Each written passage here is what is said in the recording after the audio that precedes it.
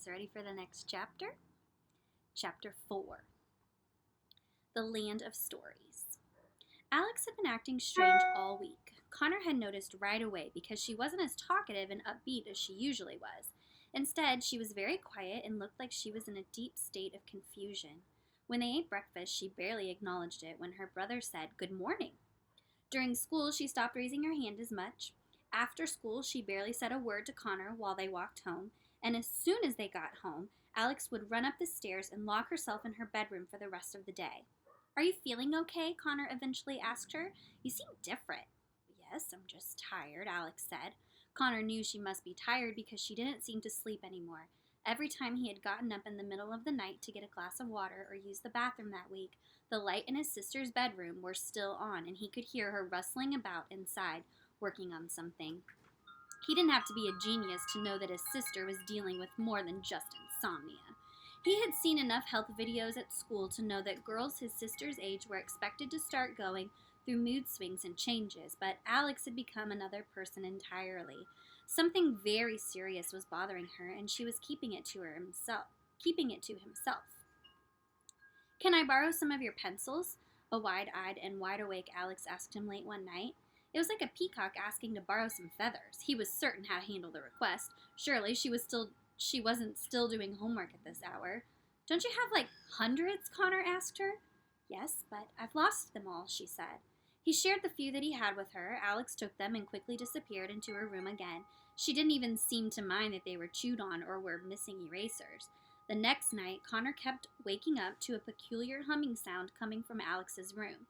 It was quiet, but had a strong vibration that he could feel as much as he could hear. "Alex," Connor said, knocking on his sister's door, "what is that sound?" "I'm trying to sleep, and it's driving me crazy." "It's just a bee. I shoot him out of the window," a frantic Alex responded from behind the door. "A bee?" a puzzled Connor asked. "Yes, a very big bee. It's mating season, so they're quite aggressive this time of year," Alex called out. All right," Connor said and went to bed. But these happenings were nothing compared to the events during this next day at school. "Can anyone tell me the names of the rivers that ran through ancient Mesopotamia?" Mrs. Peters asked the class during a history lesson. As usual, she had no volunteers. "Anyone?" Mrs. Peters asked. Everyone was looking at Alex and expecting her hand to shoot into the air any second.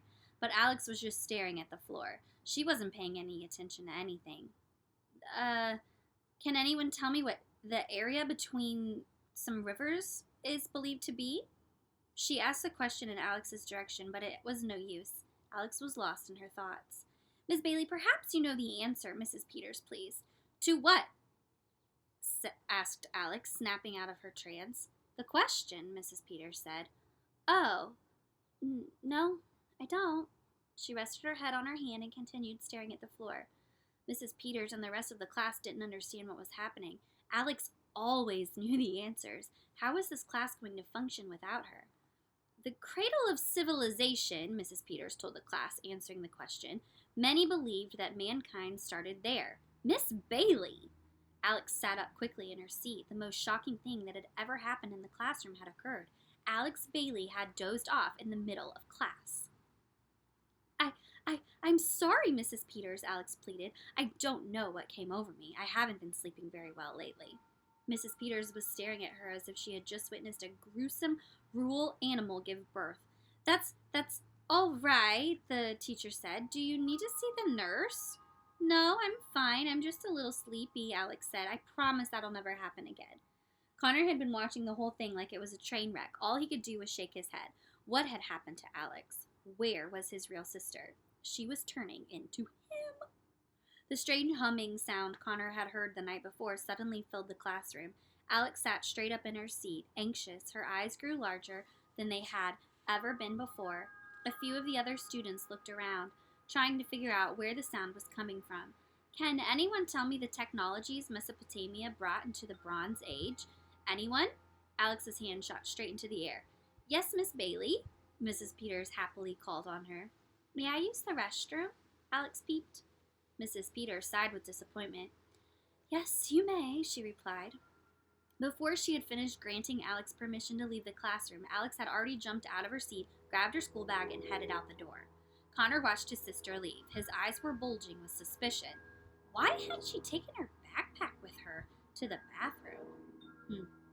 He had to know what was going on. He was going to confront his sister here and now at school, where she had no place to run and no bedroom to lock herself into. Mrs. Peters? Connor called out. Yes, Mr. Bailey, Mrs. Peters asked. Can I see the nurse? He asked. What for? She asked. He hadn't thought this far into his plan. My elbow hurts? Connor said. Mrs. Peters stared at him blankly. She may have believed him more if he had told her he was a dinosaur. Your elbow hurts? She asked. Yes, really bad. I banged it on my desk, and now it's just killing me, Connor said, clutching his perfectly fine elbow. Mrs. Peters squinted and rolled her eyes. Two of her trademark indications of annoyance is one expression. Fine, the teacher said, but I'm going to have to write you a pass. Connor was out the door before she could finish her sentence. Meanwhile, Alex burst into the girls' restroom. She quickly looked underneath all the stalls to make sure she was alone. She zipped open her school bag, pulled out the Land of Stories, and set it on top of a sink. It was glowing and humming more than ever. Please turn off, Alex said to the book. I'm at school. I can't get caught with you here. The sound and shine slowly faded, and the Land of Stories returned to being just a normal book. Alex sighed with relief, but panicked once more when someone else suddenly charged inside the restroom. It was her brother. Bees don't have mating seasons, Alex. I looked it up. They come from colonies, just like ants, even the big ones. They don't have schedules. Connor, what are you doing in here? You can't be in the girls' bathroom, Alex shouted. I'm not leaving until you tell me what's going on, Connor demanded. You've been lying to me all week. I know something's up. I have twin tuition. Twin tuition? Alex asked sarcastically. I made it up, Connor said. It means I know when something's bothering you, even if you tell me nothing is. At first, I thought you were having issues. Oh, Connor. Then, after all the strange buzzing noises and late nights, I figured Mom must have gotten you a cell phone and you didn't want me to know about it. But then I remembered you have no friends, so who could be calling and texting you? Alex grunted. Now he was being accusative and rude. But I know you well enough to know that it would take something much worse to make you act this way.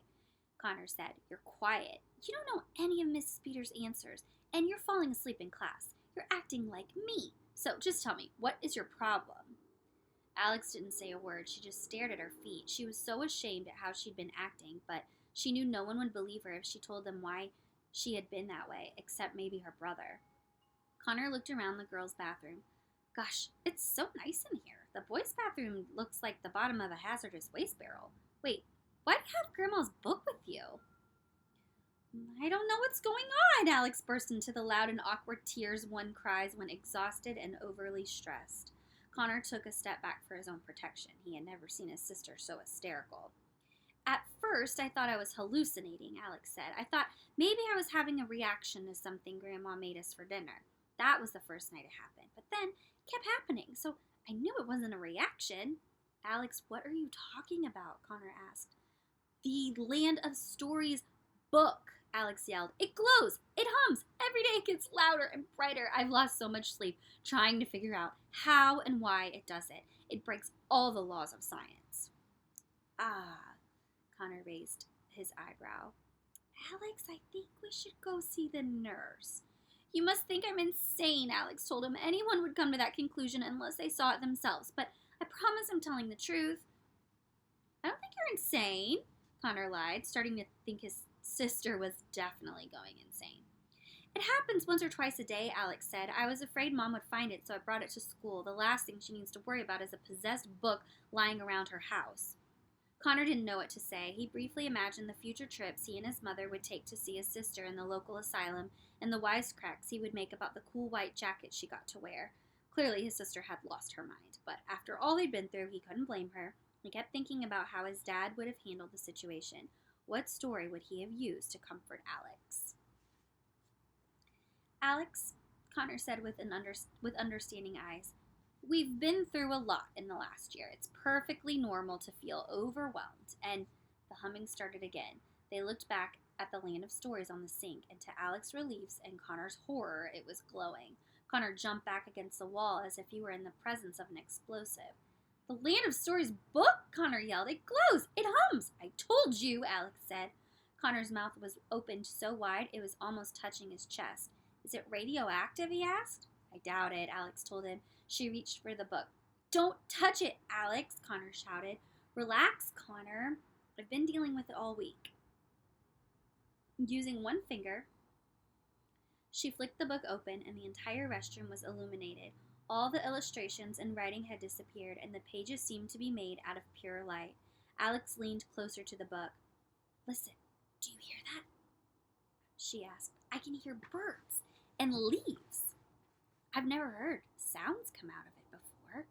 Connor edged away from the wall and leaned down with his sister. The sound of birds chirping and trees blowing in the wind echoed off the tile and porcelain in the bathroom. How is this possible? Connor asked.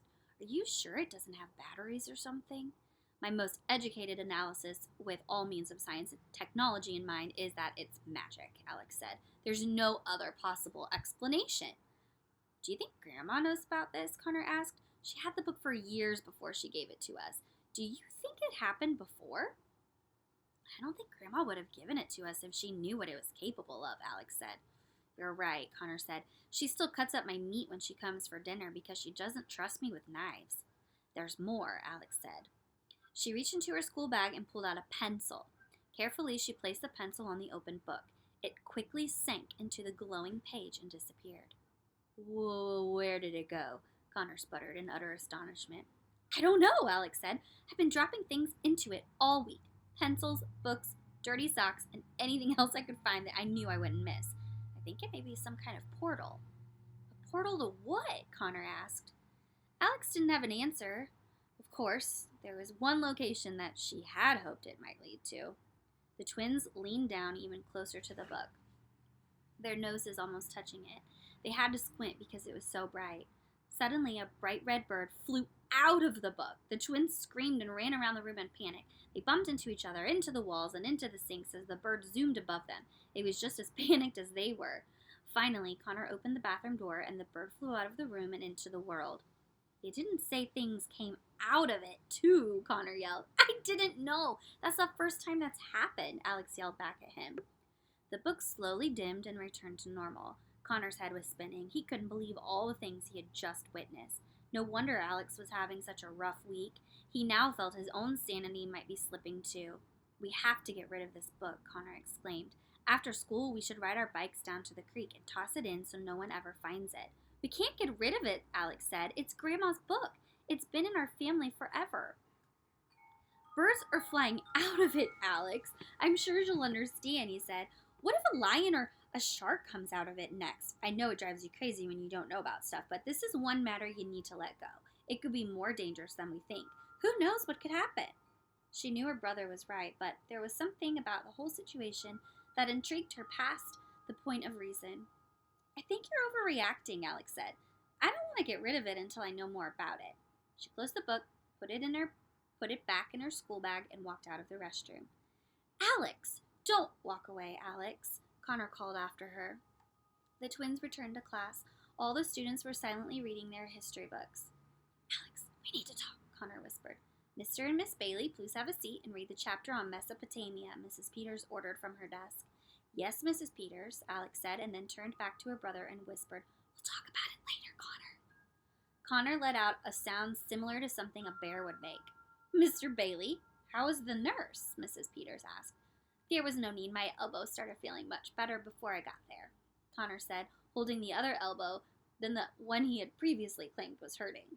Mrs. Peters raised an eyebrow so high it was almost above her. The twins sat at their desks and opened their history books, but neither of them could actually read. Their thoughts were so loud it was impossible to focus on anything. Connor kept looking up at his sister, hoping she'd turn around so that he could make some sort of gesture to make her understand how serious the situation was. Alex could feel her brother's eyes on the back of her head, so she remained facing forward, set on ignoring him. And then, the worst possible thing that could have happened happened. The Land of Stories began humming in the quiet classroom from inside of Alex's bag. She looked back at her brother, finally making her eye contact. What were they going to do? Mrs. Peters had been so caught up in her lesson plan that she hadn't heard it either. Was it possible for her to miss it again? What is that noise? Mrs. Peters demanded. All of the students were looking around the room, wondering the same thing. Alex and Connor were terrified. They felt like their stomachs had fallen out of their bodies. Mrs. Peters got up from her desk and started searching around the room like a coyote sniffing on its prey. She walked up and down the aisles and desks, getting closer and closer to Alex. If anyone knows what that is, they'd better tell me before I find it, the teacher warned. Alex could feel her heartbeat in her throat. There was no telling what could happen if her teacher found the book. She could only imagine what a fuss the school would make of the discovery. Perhaps they'd call the local news stations. Perhaps government officials would take the book away for experimental testing. Perhaps her family would be taken away because they had been in such close contact with it. Mrs. Peters arrived at Alex's desk. "Miss Bailey, is there something in your bag?" she asked her. All the color in Alex's face drained away. She needed a miracle.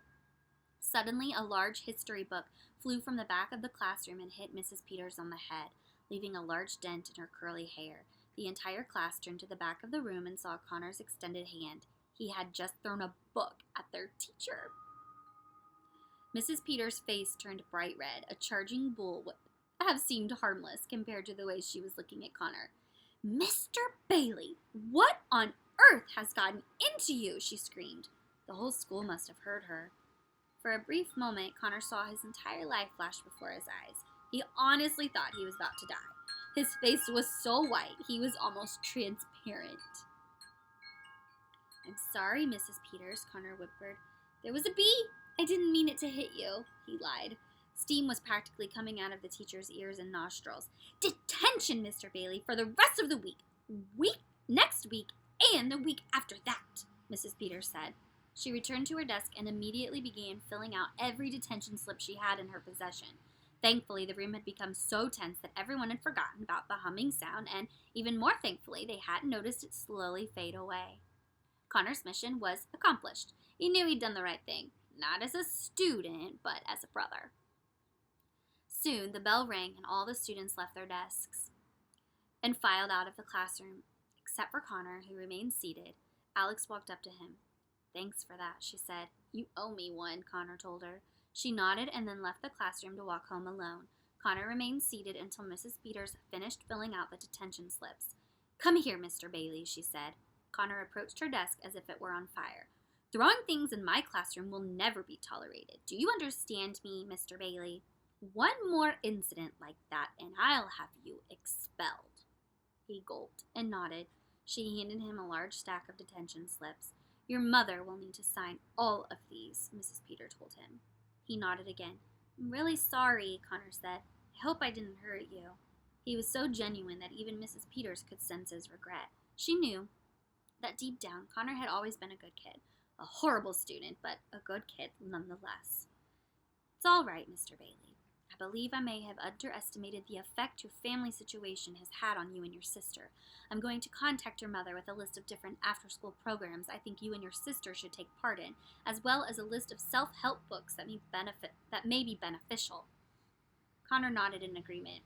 "I think if you had someplace to escape to once in a while, it'll help you deal with whatever you're going through," she said. Connor continued nodding. If there was ever a time in his life when he needed an escape from reality, it was now, and he was sure his sister would agree. And then, like lightning, the thought hit him. "Oh my gosh, Alex," Connor thought. "She's going to travel into the book herself. That's why she's been holding on to it. That's why she refused to get rid of it." Connor dropped all the detention slips and bolted toward the door. "I'm sorry, Mrs. Peters, I can't go to detention today. Something has just come up." "Mr. Bailey, get back here right now," she yelled after him, but it was too late. He was already gone.